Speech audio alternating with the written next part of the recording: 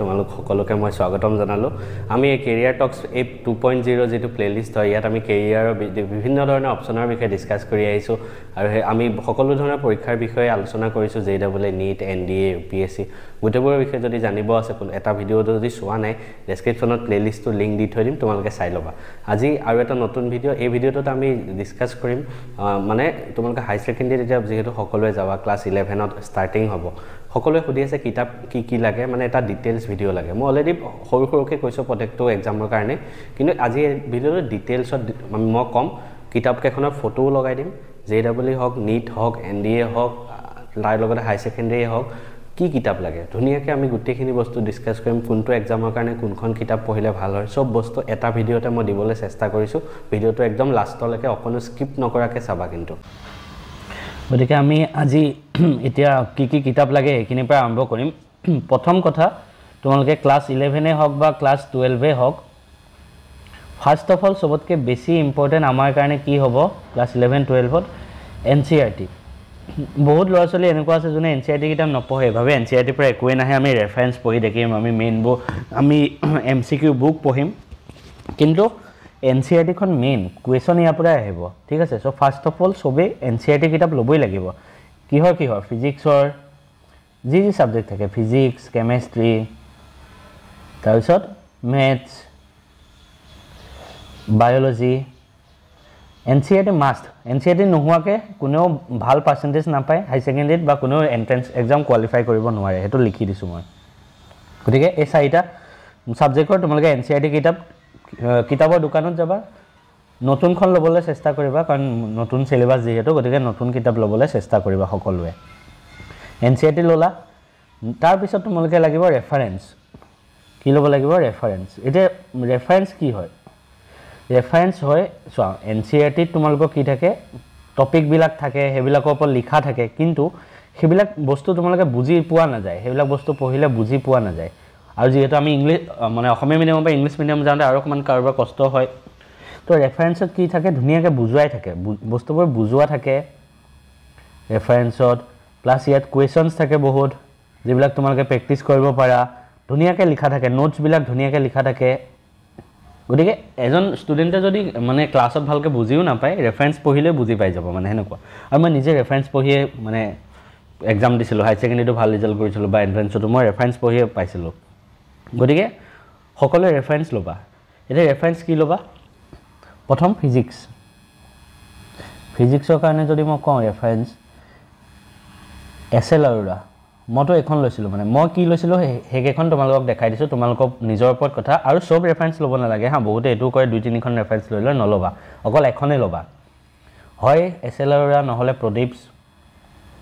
দুইখনে ভাল হয় মই এখন লৈছিলো মানে এছএল আৰোৰাখন লৈছিলো এখন এছএল আৰোৰা হয় তো এই দুখনৰ ভিতৰত যিকোনো এখন লবা ৰেফাৰেন্স ফিজিক্সৰ বাবে কিতাপৰ দোকানত যাবা কৈ দিবা যে এছএল আৰোৰা ফিজিক্সখন দিব কিতে এখন কিতাপৰ দাম অলপ হয় এতিয়া চাগে 1500 মান হ'ব এখন ৰেফাৰেন্সৰ দাম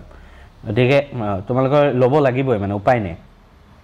পুৰণা ভাৰ্চনো লব পাৰা পুৰণা ভাৰ্চন লৈ পেলাই কি কৰিবা এনসিইআরটি যেহেতু নতুন লবাই গতিকে এনসিইআরটি টকা টপিক বিলাক ইয়াত পঢ়িলে হ'ল নেক্সট আমি চাও কেমিষ্ট্ৰিৰ বাবে মই ভাবো এখনে বেষ্ট প্ৰদীপছ মই নিজে প্ৰদীপছ লৈছিলো কেমিষ্ট্ৰি আৰু কেমিষ্ট্ৰি মোৰ কোৰ্সও আছে মই যোৱাবাৰ পঢ়াইছিলো তো কেমিষ্ট্ৰি কোৰ্সটো মই প্ৰদীপছ ইউজ কৰি পঢ়াইছো গতিকে সকলোৱে এই ৰেফাৰেন্সখন লবা কেমিষ্ট্ৰি প্ৰদীপছ ঠিক আছে এখন প্ৰদীপছ মই ফটো লগাই দিছো আৰু দোকানত গৈ কলেই হ'ল বা অনলাইনও পাই যাবা তোমালোকে এই নামটো মাৰি দিলে প্ৰদীপছ নিউ কোৰ্স কেমিষ্ট্ৰি এনেকে তাৰপিছত মেথছৰ ক্ষেত্ৰত দুটা কথা আহি পৰে বহুত ষ্টুডেন্ট এনেকুৱা থাকে যোনে নিটত বেছিকে ফোকাস কৰে হা নিটত ফোকাস কৰে জেডব্লিউ বা এইবোৰ এন্ট্ৰেন্স এক্সাম দিয়া ইমান মতলব নাই হতৰ অকল নিটটো বা ডক্টৰ হোৱাৰ মন কিন্তু ম্যাথছটো তোমালোকে পঢ়িবই লাগিব ভালদৰে গতি বোৰ্ড এক্সামত ভাল নম্বৰ পাবই লাগিব গতিকে কোনোবা যদি ষ্টুডেন্ট অকল নিটত ফোকাস কৰে ম্যাথছৰ বেলেগ এক্সাম দিয়া দৰকাৰ নাই কাৰণ নিটত ম্যাথছ নাহে ঠিক আছে তেতিয়া তোমালোকে অকল এনসিইআৰটি পঢ়িলে হ'ল হা ম্যাথছৰ এনসিইআৰটি খনে এনাফ কিন্তু মই ভাবো এনসিইআৰটি খন ভাল বোৰ্ড এক্সামৰ বাবে বোৰ্ড এক্সামৰ কথা কৈ আছো কিন্তু কিছু বহুত ষ্টুডেন্ট এনেকুৱা থাকে যোনে জেডব্লিউ দিব বিচাৰে এনডিএ দিব বিচাৰে বা পিছলে ম্যাথছত তোমালোকে বিএসসি কৰিব বিচাৰা সিইউইটি দি পেলে তো হেনেকুৱা ক্ষেত্ৰত ম্যাথছটো দৰকাৰ হ'ব আৰু মই নিজে ম্যাথছৰ ৰেফাৰেন্স ইউজ কৰিছিলো হয় মই নিজে ৰেফাৰেন্স ইউজ কৰিছিলো এখনে ইউজ কৰিছিলো আৰডি শৰ্মা ঠিক আছে RD শৰ্মা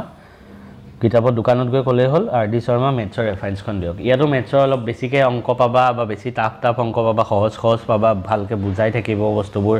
গতিকে ৰেফাৰেঞ্চ এখন ল'বা বায়োলজিৰ ৰেফাৰেঞ্চৰ কথা মই ইমান ভালদৰে নাজানো মোৰ যিহেতু নাছিলে মই যিমান শুনিছোঁ বায়োলজিৰ কাৰণে NCERT বোলে এনাফ হয় NCERT ভালদৰে পঢ়িলে বায়োলজি হৈ যায় বেলেগ পঢ়িব নালাগে গতিকে এই তিনিখন তোমালোকে ল'বই লাগিব উপায় নাই মানে দাম অলপ বেছি হয় কিন্তু ল'বই লাগিব ইয়াৰ পিছত এখিনি হ'ল অপচনেল এখিনি তোমালোকে লোৱা নোলোৱা তোমালোকৰ ওপৰত ডিপেন্ড কৰিব ফাৰ্স্ট কথা বহুতে মোক সুধি থাকে JEE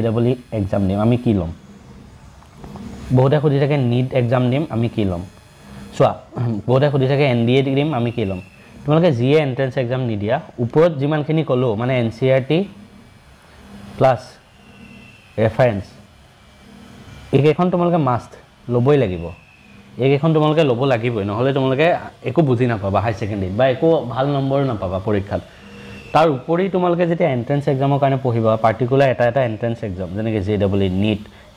NDA বাবে মই দি থোৱা আছে ধুনীয়াকৈ কি কিতাপ লাগে NDA তোমালোকে কেৰিয়াৰ টক্সৰ ভিডিঅ'টোত চাবা JEE বাবে কি লাগেনো JEE বাবে তোমালোকে এইখন ল'ব পাৰা MTGৰ হয় কিতাপখন ভাল হয় মানে প্ৰিভিয়াছ ইয়াৰ কুৱেশ্যনবিলাক থাকে ইয়াত চেপ্টাৰ ৱাইজ থাকে প্ৰত্যেকটো কেমিষ্ট্ৰি ফিজিক্স মেথছ সবৰ চেপ্টাৰ ৱাইজ টপিক ৱাইজ ধুনীয়াকৈ থাকে তো তোমালোকে এটা টপিক পঢ়িবা এটা টপিক পঢ়ি ইয়াৰ পৰা সেই টপিকটোৰ MCQ সলভ কৰিব পাৰা আগতে আহা কুৱেশ্যনবিলাক থাকে আৰু হেনেকুৱা টাইপৰ প্ৰশ্ন আহে JEE মেইনছ আৰু এডভান্সত গতিকে এইকেইখন কিতাপ ল'ব পাৰা মই অলপ জুম কৰি তোমালোকক দেখাই দিছোঁ এখন ফিজিক্স এখন কেমিষ্ট্ৰি এখন মেথছ ঠিক আছে কোনোবাই স্ক্ৰীনশ্বট লৈ ল'ব পাৰা নহ'লে মই নিজে ইউজ কৰিছিলোঁ মানে সেইটো কাৰণে কৈ আছোঁ ঠিক তেনেকৈ নীটৰ বাবে যদি মই কওঁ NCERT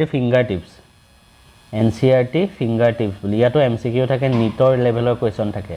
তো তোমালোকে এইকেইখন চাব পাৰা ফিজিক্স কেমিষ্ট্ৰি আৰু বায়োলজি মই কিতাপকেইখন জুম কৰি দেখাই দিছোঁ NCERT finger tips physics chemistry তাৰপিছত বায়োলজি এইকেইখন কিতাপ চাব পাৰা তো এইখিনিয়ে হ'ল তোমালোকৰ হাই ছেকেণ্ডেৰী বা এন্ট্ৰেন্স এক্সামৰ কাৰণে কেনেকুৱা ধৰণৰ কিতাপ লাগে চেষ্টা কৰিলোঁ আৰু কাৰোবাৰ কিবা আৰু যদি ডাউট থাকে কমেণ্টত ক'বা মই তোমালোকৰ ডাউটবিলাক ক্লিয়াৰ কৰি দিম